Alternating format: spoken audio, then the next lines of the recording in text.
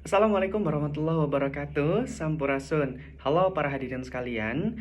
Pernah tidak kalian mendengar tentang Koperasi Desa Kelurahan Merah Putih? Apa sih tujuan diadakan Koperasi Desa Kelurahan Merah Putih? Siapa yang jadi targetnya? Kemudian apa sih yang akan menjadi manfaatnya untuk kita? Kemudian apa yang akan menjadi peran kita di sana? Maka dari itu senang sekali rasanya pada kesempatan kali ini saya Alfat Fadilah. Saya merupakan mahasiswa Administrasi Publik FISIP UIN Sunan Gunung Jati Bandung. Yang pada kesempatan kali ini saya akan berbagi, saya akan menyampaikan hal-hal terkait Koperasi Desa Kelurahan Merah Putih. Ini akan menjadi penting karena nanti di akhir saya akan sampaikan apa peran kita di sana dan tentu manfaat yang bisa kita dapatkan dari Koperasi Desa Kelurahan Merah Putih. So, simak penjelasan berikut sampai akhir ya. Baik, Bapak Ibu para hadirin sekalian, ya, kemudian terkhusus juga anak-anak muda, kita penting mengetahui salah satu dari program Presiden Republik Indonesia Bapak Prabowo Subianto, yakni adalah Koperasi Desa Kelurahan Merah Putih, yang merupakan salah satu program yang beliau unggulkan untuk kemudian bisa mencapai dan juga menghidupkan ekonomi dari sektor kerakyatan. Lantas, pada kesempatan kali ini saya akan menyampaikan tentang Koperasi Desa Kelurahan Merah Putih dengan judul Lembaga Keuangan Rakyat untuk Kemandirian Desa dan juga Kelurahan. Baik, para hadirin sekalian, kita perlu mengetahui atau kita perlu memahami bahwa desa itu memiliki potensi yang sangat besar sebagai penggerak ekonomi rakyat. Namun, tentu bisa menjadi pertanyaan, potensi yang selama ini ada jangan-jangan terfragmentasi juga belum dikelola secara maksimal. Bisa jadi dikelola individu atau belum memiliki sistem ekonomi yang kuat.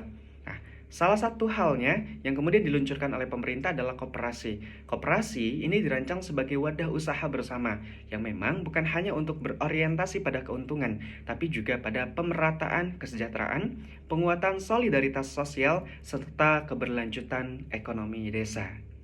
Maka dari itu, pada kesempatan ini saya memiliki tujuan untuk menyampaikan hal-hal terkait Koperasi Desa Kelurahan Merah Putih. Ini yang pertama adalah untuk memberikan pemahaman yang utuh tentang konsep Koperasi Desa Kelurahan Merah Putih. Kemudian yang kedua adalah untuk menjelaskan manfaat koperasi bagi masyarakat, sehingga para wargi atau para hadirin yang menyimak video ini mesti akan mengetahui apa sih manfaat koperasi bagi kita, dan wabil khusus adalah bagi masyarakat secara umum. Kemudian yang ketiga adalah mengajak masyarakat terlibat aktif sebagai anggota, juga bisa jadi sebagai pengelola. Kemudian yang terakhir adalah menyelaraskan visi koperasi dalam pembangunan desa. Kenapa? Karena kembali lagi, tujuan daripada koperasi ini adalah untuk menghidupkan ekonomi kerakyatan yang ini harus selaras dengan visi daripada desa itu sendiri, dan juga untuk membangun apa saja yang akan menjadi fokus di desa itu sendiri. Baik, selanjutnya perlu kita pahami juga, apa sih itu Koperasi Desa Kelurahan Merah Putih? Baik, para hadirin sekalian, kita perlu mengetahui, apa sih Koperasi Desa Kelurahan Merah Putih? Ya, Koperasi Kelurahan Desa Merah Putih adalah lembaga ekonomi beranggotakan masyarakat desa. Ya, oke, yang dibentuk untuk meningkatkan kesejahteraan melalui prinsip gotong royong, kekeluargaan, dan juga partisipasi bersama. Sehingga dalam prinsipnya adalah Koperasi Desa Kelurahan Merah Putih asasnya adalah dari anggota, oleh anggota, dan juga untuk anggota. Dan yang dikedepankan adalah asas gotong royong, Pancasila, dan juga semangat kesatuan kebangsaan. Kenapa? Karena di sini adalah orientasi daripada Koperasi Kelurahan Desa Merah Putih adalah bukan hanya orientasi keuntungan, tapi bagaimana bisa menghidupkan kembali potensi ekonomi dan juga potensi dalam suatu wilayah.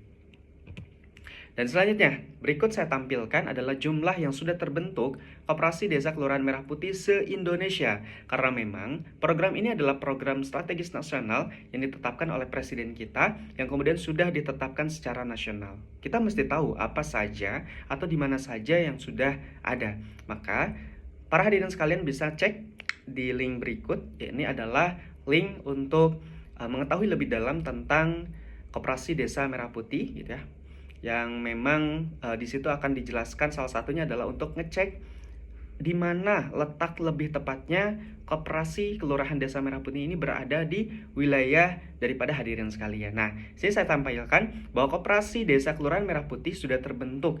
Jumlah desa dan kelurahan seluruh Indonesia berjumlah 83.762. Namun, memang belum 100% dan ini akan terus meningkat dan berjalan. Jumlah desa dan kelurahan yang sudah berbadan hukum yaitu sejumlah 82.986.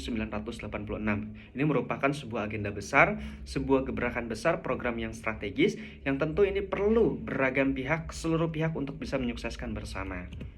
Nah, cek selanjutnya adalah landasan dan nilai-nilai daripada Koperasi Kelurahan Desa Merah Putih. Landasan filosofis yang pertama adalah Pancasila sebagai dasar Undang-Undang Dasar, yang kemudian nilai Undang-Undang 1945 pasal 33. Nah, ini yang kemudian mendasari kenapa harus dibentuknya Koperasi Desa Kelurahan Merah Putih. Dasarnya adalah dari Undang-Undang 1945 pasal 33, yang dimana di sini disampaikan bahwa perekonomian itu disusun sebagai usaha bersama berdasarkan atas asas kekeluargaan. Jadi, kekompakan, persatuan, semangat kenegaraan, semangat kekeluargaan itu harus dikedepankan, khususnya dalam penggerakkan perekonomian. Nah, yang kedua adalah nilai-nilai Koperasi Merah Putih. Yang pertama, nasionalisme ekonomi, kemandirian desa, keadilan sosial, partisipasi aktif masyarakat, dan juga keberlanjutan usaha. Nah, ini nilai-nilai yang harus ditetapkan, nilai-nilai harus menjadi prinsip, dan nilai-nilai harus menjadi acuan agar nanti Koperasi Desa Merah Putih itu bisa berjalan dengan baik dan juga lebih optimal tentunya, di mana nasionalisme dalam ekonomi perlu dikedepankan, kemandirian desa ini perlu menjadi tujuan, keadilan sosial harus berjalan dalam setiap jengkal prosesnya, partisipasi aktif masyarakat perlu dikedepankan, dan keberlanjutan usaha menjadi orientasinya. Baik, selanjutnya adalah tujuan Koperasi Merah Putih. Nih, yang bertanya-tanya untuk apa sih Koperasi Desa Kelurahan Merah Putih? Apa sih yang memang dimaksudkan sejak awal? Kenapa harus ada kebijakan ini? Nah, yang pertama, tujuan Koperasi Merah Putih adalah untuk meningkatkan kesejahteraan anggota dan masyarakat desa. Tentu yang pertama, ini orientasinya adalah kesejahteraan. Kenapa? Karena tentunya dengan ada koperasi ini diharapkan bisa menggerakkan roda perekonomian yang ada di desa, khususnya adalah kepada masyarakat yang ada di desa atau di kelurahan itu sendiri. Kemudian yang kedua adalah mengelola potensi ekonomi secara kolektif. Kenapa harus kolektif? Ketika tadi disampaikan di awal, saya menyampaikan bahwa potensi desa ini luar biasa besarnya. Namun, ketika dikelola hanya secara mandiri, individu atau terfragmentasi, itu tidak akan maksimal, sehingga perlu ada potensi ekonomi yang dikelola secara kolektif atau bersama, dan juga untuk sinergi beragam pihak untuk memberikan hasil yang lebih baik. Kemudian yang ketiga adalah menjadi sarana distribusi produksi yang adil. Kenapa ada disampaikan hal tersebut? Karena dengan adanya Koperasi Desa Kelurahan Merah Putih ini akan memudahkan pemerintah dalam distribusi dan juga dalam produksi agar semuanya adil. Kita lihat orientasi kita bukan hanya di kota.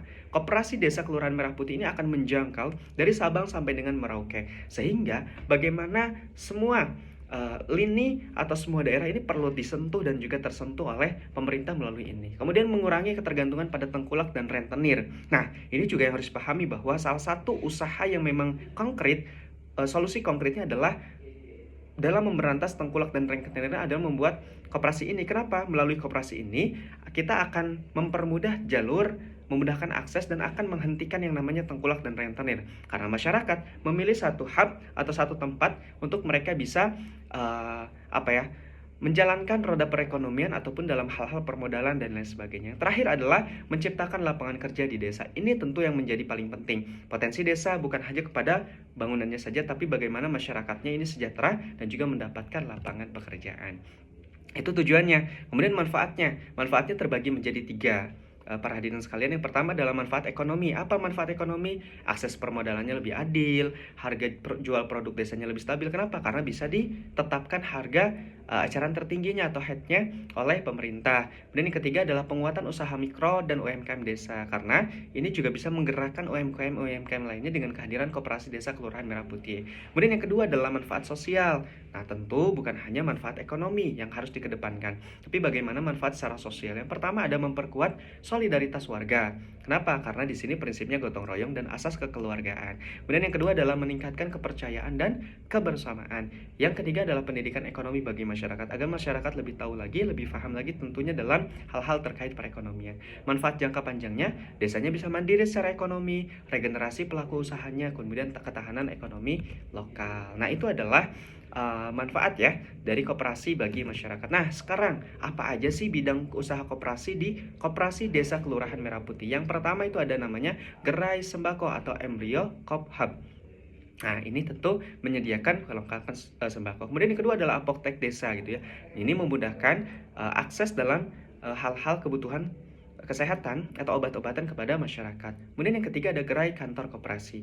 Yang keempat ada gerai usaha simpan pinjam, embrio Kopbank. Nah, ini adalah tujuannya agar masyarakat bisa menjadi anggota, bisa meminjam uang, tapi harus juga menjalankan prinsip koperasi itu untuk menyimpan juga. Kemudian yang kelima ada gerai klinik desa. Ini akan mendekatkan bagaimana fasilitas kesehatan kepada masyarakat, namun fasilitas kesehatan yang berdasarkan atau berlandaskan adalah dalam keadilan, dan juga yang kedua bisa lebih tercapai atau terjangkau. Kemudian ada gerai cold storage atau cold chain. Kemudian terakhir adalah logistik atau distribusi. Nah, itu adalah bidang usaha atau gerai-gerai yang ada dan juga dimiliki oleh Koperasi Desa Kelurahan Merah Putih. Kemudian yang selanjutnya adalah keanggotaan koperasi. Nah, ada syaratnya nih. Syaratnya pertama harus jadi warga desa, bersedia mematuhi ADART, membayar simpanan pokok dan wajib, dan juga harus aktif berpartisipasi.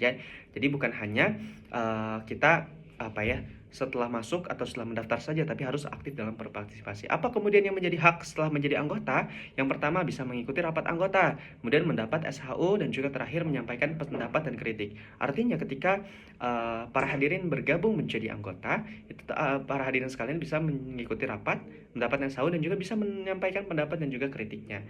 Dan yang terakhir adalah apa sih kewajiban anggota selain tadi berbicara tentang syaratnya dan juga hak daripada anggota itu sendiri. Kewajibannya adalah mematuhi keputusan bersama, menjaga nama baik koperasi, dan berpartisipasi dalam usaha koperasi.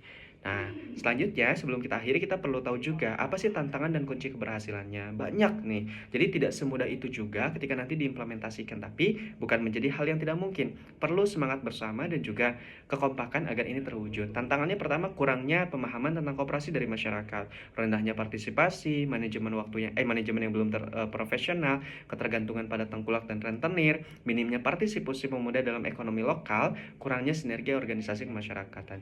Karena ini menjadi sebuah tantangan, tentu ini bisa menjadi tugas bersama agar kita selesaikan. Dan apa yang menjadi kunci keberhasilannya? Kunci keberhasilannya adalah bagaimana kepemimpinan yang amanah, kemudian transparansi dalam pengelolaan, pendidikan koperasi yang berkelanjutan, dan partisipasi aktif anggotanya.